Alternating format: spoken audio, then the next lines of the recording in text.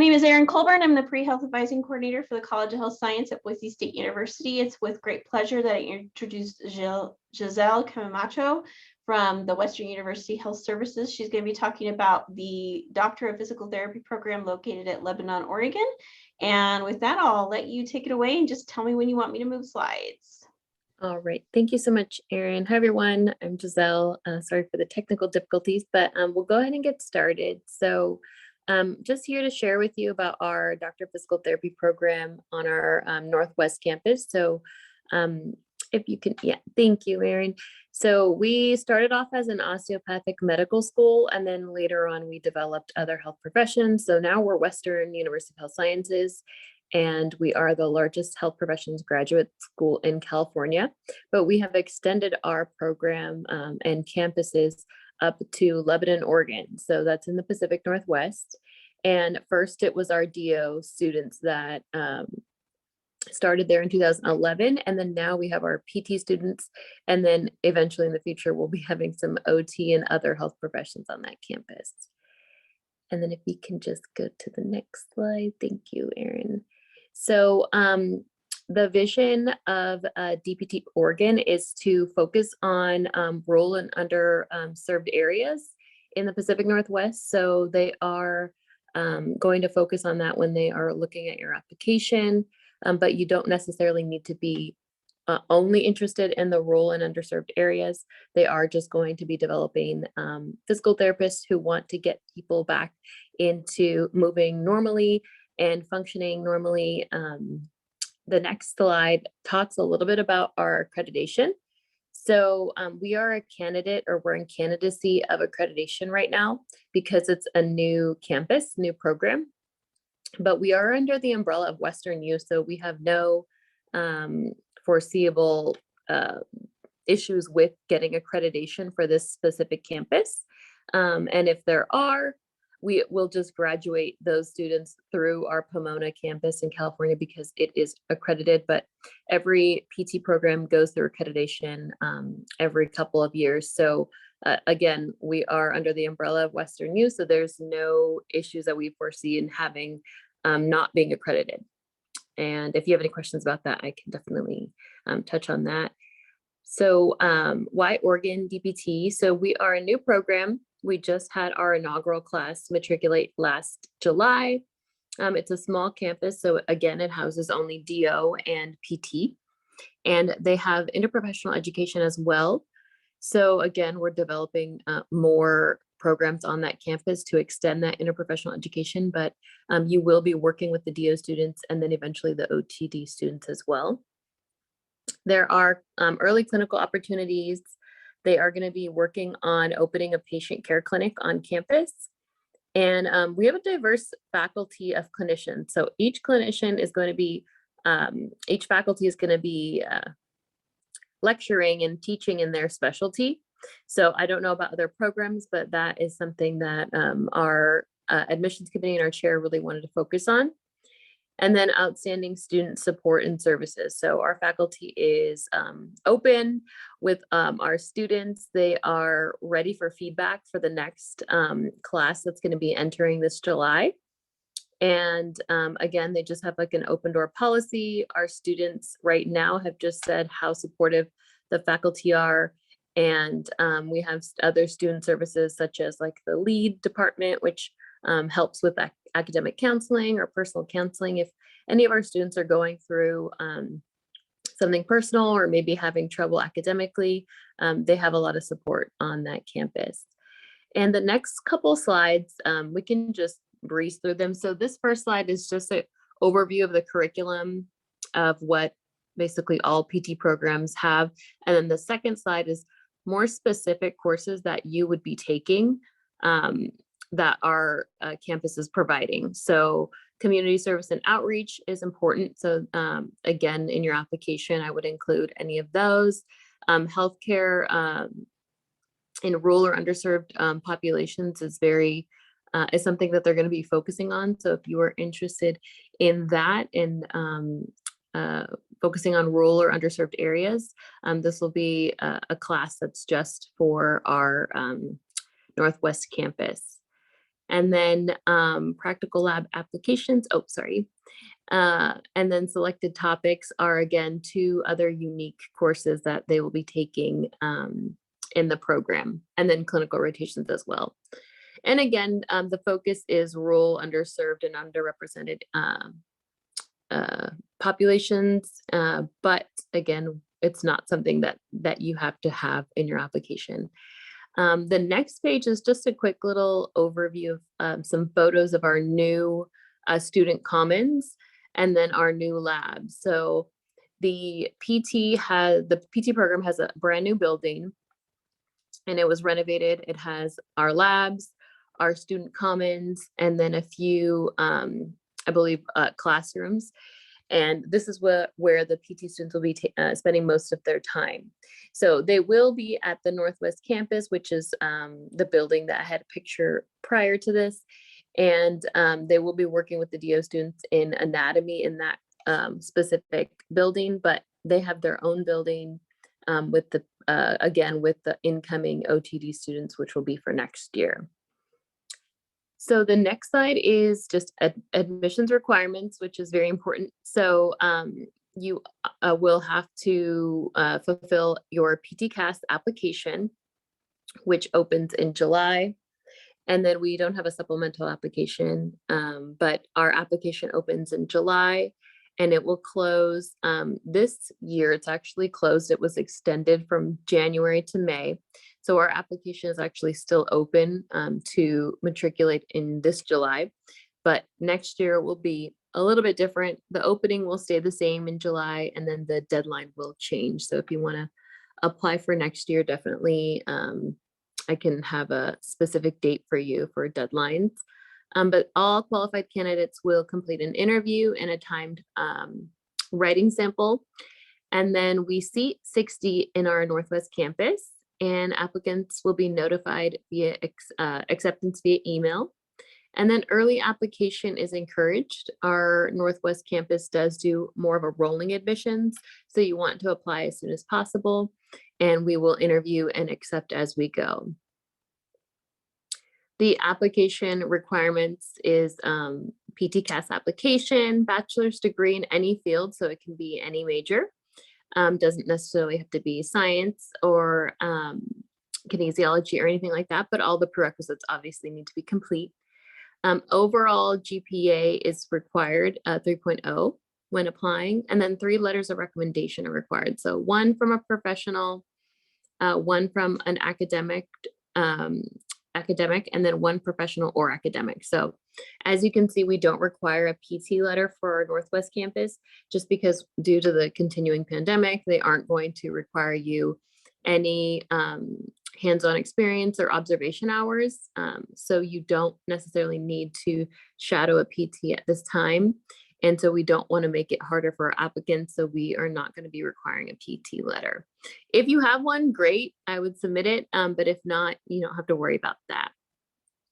And then the next page will include our CASPER assessment tests. So we do not have any other application enrollment tests other than the CASPER. So the CASPER is more of an assessment test. And if you're not familiar, I included the link, but I can email it to Erin, or I don't know if you've shared, Erin, with the prospective students about this specific test. It's a personality situational judgmental test that you will take online. There are dates for it similar to the MCAT, so you want to just get that in as soon as possible once you apply. And then obviously between April and July that you need to do it, being in an application cycle. And then also we do have through our application cohort, we do have just some information on how to like prepare and maybe even practice and kind of get some idea of what it's like. It's not something you can study for. It's based on your behavior. So I would just make sure that you participate in any of our MMI. We have a multiple mock interview that we do, and any of our situational interviewing preparation workshops, things like that, that can help support that. We actually do our interview preparation workshop tomorrow at 3:30. So if anybody wants to either get the recording of that or come, that would be a great opportunity to learn a little bit more about behavioral situation. Awesome. That's really awesome. And interview prep. Yeah, so interview prerequisites, of course, must be completed with a C or higher. And then anatomy and physiology is the only science that expires after 7 years. So we will take all other sciences for the Northwest campus, but anatomy and physiology must be within the 7 years of the time that you're going to apply. And so the next list is our prerequisites. Our prerequisites are on our website, but we just listed them out for you here. And then the second page just kind of shows our additionally non-science prerequisites, and that we will accept one course that is on advanced placement or pass no pass. And that's one of the prerequisite courses. So you can't have multiple prerequisite courses with AP, but we will accept the one. And then we do have a database that really helps us out. So if you are not a science major or you are retaking courses, you would want to use our database on the website and see what courses we accept from those institutions. So for example, we have University of Portland and a list of courses that we accept from that institution. So we have Boise on there. There's a few others. There's going to be community colleges. Pretty much every or almost every community college or university across the country is listed on there. There is a lot.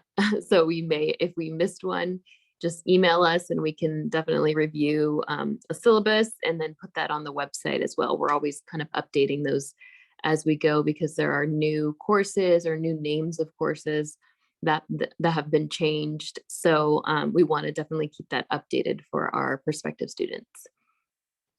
And then the next page is just an ideal candidate page. So somebody who's passionate about helping others, somebody who's a well-rounded applicant, again, somebody who is interested in practicing in rural or underserved areas, somebody who has a general idea of the profession of PT, and somebody who is interested in leadership and community.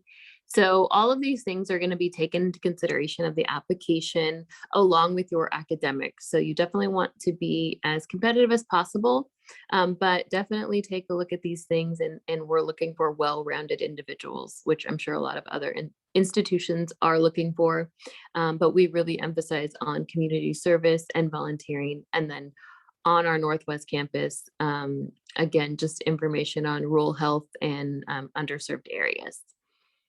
The next slide is just an overall information on tuition. I am not financial aid, but we have an awesome financial aid department that will help you with FAFSA, or if you want to meet with them on the scholarships that our Oregon students are offered, they would be happy to speak with you. So I would definitely encourage you to reach out to them. And then the next page, I just included my email, and then Dr. Gomez, who couldn't be with us today, but she's really awesome. She's very open, and she will love to hear from you if you have any questions. She is on our committee, and she is a PT, and she focuses on sports medicine. And I forget specifically what courses she teaches on, but she'll definitely join us for preview day or another presentation. So we definitely hope to see you guys again. So, and we're on social media, and social media is always updated with our next presentation, either that we're hosting, or if we are going to be visiting somewhere else, they'll definitely post on there. So if you would like to follow us. Thank you for guiding me, Erin, through this. Not a problem. Do we have any questions from the students?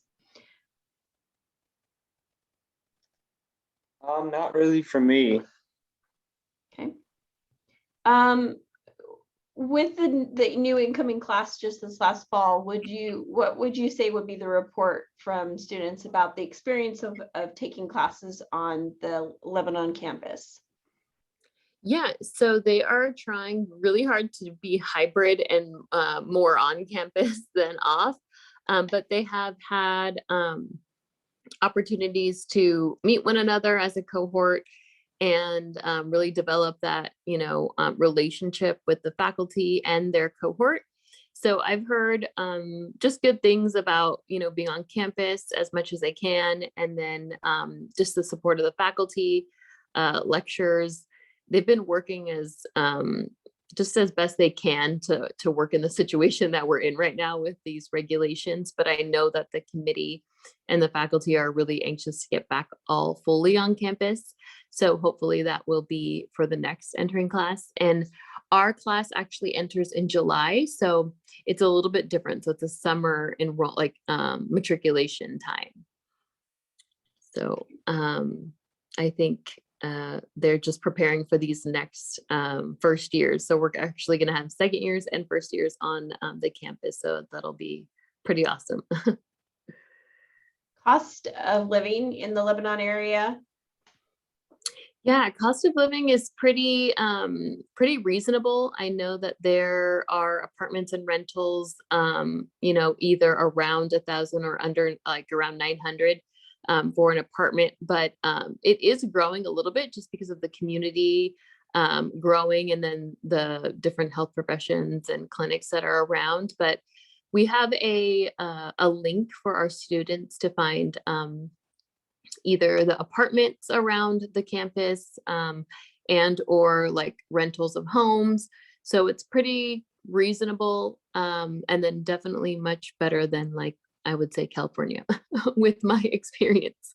Very expensive, but it is pretty reasonable in that specific area. And not all of our students live in Lebanon. They are in like surrounding areas like Corvallis or Eugene. It's not too far. It's pretty manageable. Okay. Carson, did you have a question? Yeah, I actually, is it a 3-year program with the classes and then residency? It is. It's actually rotations, clinical rotations. So first year, and then second and third year, you'd be in rotations. And then our students are not required to do residency, but if you would like, then you can participate in residency. So all of our students will be graduating as generalists, but if you would like to focus on one area, then you'll definitely will need to get like certified. So I would speak with like the faculty and kind of go through those motions while you are experiencing the rotations. I know that Dr. Gomez always shares that she goes into it.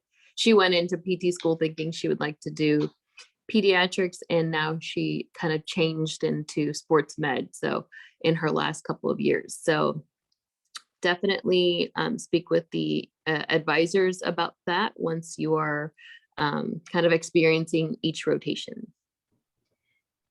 Giselle, in terms of the clinical rotations, maybe this might be the question that Carson's going to ask. Where are those located? Like, where will those be? Would those be in the Lebanon area, or can you tell us a little bit about where they might be located? Yeah, so they will be located in the Lebanon area, and then probably the surroundings. So Portland, Corvallis, Eugene. I'm not sure if they're doing any out of state. They may. I'll definitely talk to Dr. Gomez about that, but I'm pretty sure that they will offer some opportunities out of state as well. Washington, some of the, I guess Seattle area, Northern California. Carson, was that the question you were going to ask? Yes, it was. We're a good team. We're a good team. Any other questions?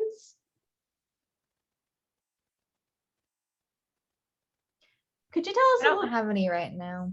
Okay. Could you tell us a little bit about the writing sample? Like, how does that get orchestrated? Is that something that happens during interview day, or is that something that they do separately? Yeah, that actually happens during the interview. So interview day, you will be just a writing sample, which it's pretty, I wouldn't say easy, but it's pretty, self-explanatory. It's not going to be something they're going to really heavily prepare and focus on like grammar. They're looking for a specific answer to a question that they're going to be asking, and then submitting and just kind of reviewing those writing samples and including those in the review along with the interview and then the application as well. Okay. And the CASPER assessment. Sure. It didn't look like you're currently requiring experience hours, but is that something that you all might consider as later, like as having some expectations of gaining some experience? Or Yeah, so right now, just with, again, the strict regulations, we're not requiring it. And since we're a new program and we kind of started in COVID, I don't think that they're going to, it may turn into a like highly recommended, but I don't know if it will be a for sure like needs, experience. I know that our California campus did have that prior to COVID, that they did require experience, and usually their requirements mirror a little bit. But right now, both campuses are no experience needed. But in the future, it may be highly recommended, um, not necessarily required. Okay. Anybody else?